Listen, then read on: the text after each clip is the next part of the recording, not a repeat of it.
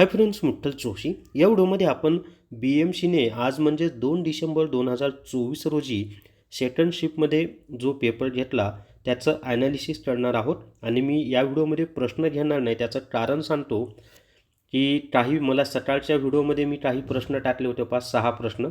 त्यातले 2-3 प्रश्न चुकीचे होते, कारण मला ज्यांनी पाठवले त्यांच्यावर मी विश्वास ठेवून तसाच तो व्हिडिओ बनवला. पण नंतर मला मेसेज करून विद्यार्थ्यांनी सांगितलं की सर त्यातले 2-3 प्रश्नच आले होते, सर्व प्रश्न नव्हते. त्यामुळं मी या व्हिडिओमध्ये प्रश्न घेणार नाही, परंतु जे पेपरचं स्वरूप होतं किंवा पॅटर्न होतं तो सांगणार आहे. आणि मी परत सांगतो, विद्यार्थ्यांनी मेसेज करून जी माहिती दिली त्याच्या आधारेच हा व्हिडिओ मी बनवत आहे. माझ्या मनाने मी काही सांगत नाही, कारण मी स्वतः पेपरला गेलेलो नव्हतो. तो विद्यार्थ्यांनी दिलेल्या माहितीवर विश्वास ठेवूनच हा व्हिडिओ मी बनवत आहे. तर या व्हिडिओला सर्वांनी लाईक करा, शेअर करा आणि Vitthal Joshi YouTube channel subscribe करा. तर विद्यार्थ्यांनी व्हॉट्सअपला मेसेजद्वारे जी माहिती दिली ती माहिती आपण आधी पाहूयात. ही माहिती सुरुवातीला सकाळच्या व्हिडिओची म्हणजे मी व्हिडिओ बनवल्यानंतर विद्यार्थ्यांनी मेसेज केलेला आहे ती माहिती आपण पाहूयात. आणि नंतर दुपारचं जे सेशन दुपारचा जो पेपर झालेला आहे त्याचंसुद्धा आपण ॲनालिसिस करणार आहोत. सकाळच्या सारखंच आहे जवळपास दुपारचं पण विद्यार्थ्यांनी प्रॉपर मेसेज करून जो दिलेला आहे तोच मेसेज मी तुम्हाला या ठिकाणी वाचून दाखवणार आहे. आणि मला एक सांगायचं आहे तुम्हाला की मुंबई शहराच्या माहितीच्या संदर्भात त्यांनी जो सिलेबस दिला होता त्यानुसार न विचारता ते प्रशासकीय बाबी, प्रशासन, सांडपाणी व्यवस्थापन, टोल फ्री नंबर अशा स्वरूपाचे प्रश्न त्यांनी विचारलेले आहेत. तर पाहूयात आपण आता काय मेसेजमध्ये माहिती दिली. तर विद्यार्थी म्हणतो, रिझनिंग खूप सोपं होतं, पण मराठीमध्ये पॅसेजवर 5 क्वेश्चन असल्यामुळे टाईम मॅनेज करता आलेला नाही, त्यामुळे माझा एक क्वेश्चन सुटला. आता मी तुम्हाला थोडक्यामध्ये सांगतो पहा. GS सर्वांना टफ चाललं आहे. GSमध्ये ना त्यांनी 2023च्या चालू घडामोडीवर जास्त प्रश्न विचारलेले आहेत आणि त्याच्यामध्ये पण पुरस्कार योजना यावर हे विद्यार्थ्यांनी सांगितलेली माहिती आहे बरं का. आणि काही प्रश्न 2024च्या चालू घडामोडीवर सुद्धा आहेत असं सुद्धा विद्यार्थ्यांनी सांगितलं. त्याच्या पुढे पहा, इंग्लिशमध्ये पण दोन्ही ग्रुपमध्ये पॅसेज आला होता. Tense, change the voice, direct indirect speech, article, question tag यावर एकही क्वेश्चन नाहीत, म्हणजे कशावर क्वेश्चन नाहीत असं त्यांनी इथं मेसेज करून सांगितलेलं होतं. त्याच्यानंतर फाइंड द एरर कशावर आले ते पहा. Find the error, fill in the blank, preposition, phrases, arrange म्हणजे सेंटेन्स अरेंजमेंट यावर क्वेश्चन होते. सेंटेन्स अरेंजमेंट म्हणजे पॅराजंबल आपण त्याला म्हणतो. फिल इन द ब्लँकमध्ये ते टेन्स, आर्टिकल सगळेच टॉपिक याच्यामध्ये मिक्स असतात. फाइंड द एरर हे वाक्यातील एखादा चुकीचा भाग कोणता आहे तो सांगायचा असतो. प्रिपोजिशनवर प्रश्न होता. त्याच्यानंतर मराठीमध्ये पॅसेज थोडा घुमून विचारला होता पण सोपा होता. तत्पुरुष समासाचे उपप्रकार विचारलेला, प्रथमा, द्वितीया, तृतीया वगैरे तत्पुरुष समास विचारलेला. त्याच्यानंतर समानार्थी शब्द, विरुद्धार्थी शब्द, मनीवर एक क्वेश्चन होता. प्रयोग, लेखक, वाक्यांचे प्रकार यावर पण प्रश्न होता. त्याच्यानंतर रिझनिंगवर दिशावर, नातेसंबंध, तर्कक्षमता, अक्षरमालिका, विसंगत घटक, सांकेतिकवर 2 ते 3 क्वेश्चन होते. रांगेतील क्रमवर पण प्रश्न होता. या ठिकाणी विद्यार्थ्यांनी काय सांगितलं आहे की गणित अजिबात विचारलं नाही. GKवर, मुंबईवर 1 लाईनर क्वेश्चन खूप कमी होते. मी आधीच सांगितलं की जे अपेक्षित होतं मुंबईवरचं, जे मुंबईचा इतिहास, मुंबईचा भूगोल, मुंबईचं सभोवतालची माहिती त्यावर त्यांनी प्रश्न विचारलेले नाहीत. GK खूप कठीण होतं. सांडपाणी व्यवस्थापन, तत्काळचा टोल फ्री नंबर काय असा विचारला होता. पुरस्कारवर एक क्वेश्चन होता. BMCमधून स्थानिकवर क्वेश्चन होते. BMCच्या बचत गट, ज्येष्ठ नागरिक यासाठी योजनावर प्रश्न होता. आता हे झालं एका विद्यार्थ्यांनी हा मोठा मेसेज करून दिलेली माहिती. आता दुसऱ्या विद्यार्थ्यांनी काय माहिती दिली ती आपण पाहूयात. याच्यामध्ये पहा, दुसरा विद्यार्थी सांगतो, मराठी सोपं आहे. लेखक, समास, वाक्प्रचार, प्रयोग याच्यावर प्रश्न विचारले होते. GSमध्ये खूप अवघड प्रश्न होते. खूप खोलात जाऊन BMCने प्रश्न विचारले होते, ते पण अहवाल वगैरे, हेल्पलाईन नंबर, टक्केवारीमध्ये चित्रविचित्र प्रश्न आठवत नाहीत, पण आत्ता नक्की काय सांगायचं असा तो मेसेज केलेला आहे. अजून काही विद्यार्थ्यांनी सांगितलेलं आहे की अर्थसंकल्पावर प्रश्न विचारलेले आहेत.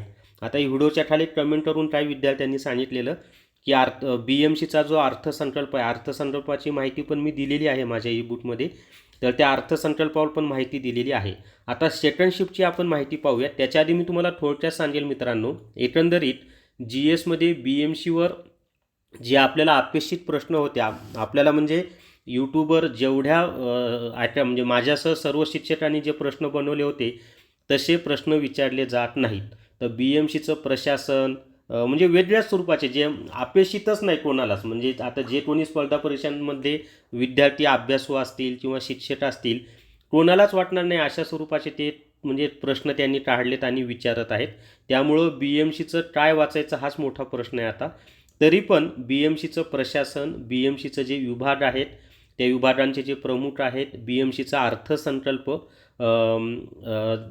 BMCच्या काही योजना, मी जसं मगाशी थोड्या वेळापूर्वी सांगितलं, बचत गट असेल, त्याच्यानंतर वयस्कर लोक असतील, तर त्या संदर्भात ते प्रश्न विचारतायत असं कळत आहे.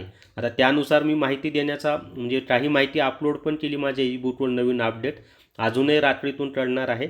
पण हे मुंबई महानगरपालिकेच्या संदर्भात अनपेक्षित जे अपेक्षित नाहीत असे प्रश्न विचारले जात आहेत, ही वस्तुस्थिती आहे. आता आपण दुपारच्या शिफ्टविषयी बोलूयात. तर दुपारच्या शिफ्टविषयी एका विद्यार्थ्याने सांगितलं की BMCवर 2 प्रश्न आले होते, त्यामध्ये एक सांडपाणी आणि एक कुठला तरी उपादेशी विचारला होता असं त्यांनी सांगितलेलं आहे. त्याच्यानंतर पुरस्कार योजना, अर्थसंकल्प याच्यावर प्रश्न आहेत आणि पुरस्कार योजना हे 2023च्याच चालू घडामोडीशी निगडीत आहेत. म्हणजे 1 वर्ष बिफोर आत्तापर्यंत TCSचं काय होतं की जनरली मागील 6 महिन्यातील चालू घडामोडी TCS विचारायचं आणि IBPS मागील 3 महिन्यांची चालू घडामोडी असं आत्तापर्यंतचं. पण यावेळेस TCSनं 1 वर्ष बिफोर म्हणजे 2023मधल्या चालू घडामोडी विचारलेल्या आहेत. आणि मग बाकी मराठीचं जे मी आत्ता सांगितलं की जे टॉपिक सांगितले किंवा सकाळच्या व्हिडिओमध्ये सांगितले तेच टॉपिक मराठीचे दुपारी पण रिपीट झालेले आहेत. समास आहे, वाक्यप्रकार, प्रयोग, समानार्थी शब्द, विरुद्धार्थी शब्द अशा स्वरूपाचे. इंग्लिशमध्ये सुद्धा जे मी आता थोड्या वेळापूर्वी सांगितले तेच, आणि बुद्धिमत्तेचे सुद्धा तेच टॉपिक आहे. गणिताचं फक्त पदावली पहा, इतर टॉपिक काही गणिताचे त्यांनी आज तरी विचारले नाही. आणि अजून काही माहिती असेल तर या व्हिडिओच्या खाली कमेंट करून सांगा, कारण जास्तीत जास्त करेक्ट माहिती तुमच्यापर्यंत पोहोचावी हा माझा प्रामाणिक हेतू आहे. आणि प्लीज चुकीचं प्रश्न कोणी पाठवू नका, नाही पाठवले तर चालतील पण चुकीचे पाठवू नका. आणि एक विनंती आहे, तुमचा पेपर झाल्यावर 88 06 06 86 18 या व्हॉट्सअपच्या नंबरवर मला पेपरचं स्वरूप किंवा तुम्हाला काही प्रश्न आठवत असतील, खरे प्रश्न जे ॲक्च्युअलमध्ये आलेले आहेत ते प्रश्न पाठवा. तुमचा मी आभारी राहील. तर या व्हिडिओमध्ये एवढीच माहिती मित्रांनो. आणि सकाळच्या सत्रामध्ये जे टॉपिक ज्या विषयावर आले होते तेच टॉपिक दुपारच्या सत्रामध्ये सुद्धा विचारलेले आहेत. मराठी असेल, इंग्लिश असेल, गणित आपलं बुद्धिमत्ता चाचणी असेल, आणि GSमध्ये करंट अफेअर्स मी तुम्हाला सांगितलं, आणि BMCचं तर मी तुम्हाला सांगितलं. काहीही विचारतायत, जे अपेक्षित होतं ते काही विचारत नाहीत. जर तुम्हाला BMCसाठी ई-बुक घ्यायचा असेल तर जसं मराठी व्याकरण, इंग्लिश ग्रामर, बौद्धिक चाचणीचे ज्या टॉपिकवर प्रश्न विचारत आहेत ते सर्व टॉपिक मी याच्यामध्ये दिलेले आहेत, ते कव्हर होत आहेत. आणि सामान्य ज्ञानचं BMCची माहिती त्याच्यात दिली, पण आता जे सकाळच्या 2 सत्रांमधून जी माहिती आली त्यानुसार मी अपडेट पण देत आहे, पण त्याचा कितपत फायदा होईल हे मलाही माहीत नाही. मी वस्तुस्थिती सांगत आहे तुम्हाला, कारण त्यांनी प्रश्न विचारण्याचं स्वरूप फारच डेंजर केलं आहे की म्हणजे जे अपेक्षित नाही असेच ते काही प्रश्न विचारत आहेत. पण तरी मी जास्तीत जास्त अपडेट देण्याचा प्रयत्न या ई-बुकमध्ये करत आहे. कशाचं BMC, प्रशासन वगैरे या संदर्भात 3 टॉपिक मी अपडेट पण केलेत आत्ता 1 तासांपूर्वी.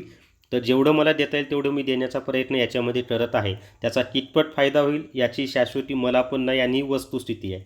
तर या व्हिडिओमध्ये एवढीच माहिती मित्रांनो. या व्हिडिओला सर्वांनी लाईक करा, शेअर करा, आणि विठ्ठल जोशी हे यूट्यूब चॅनल सबस्क्राईब करा. Thank you very much.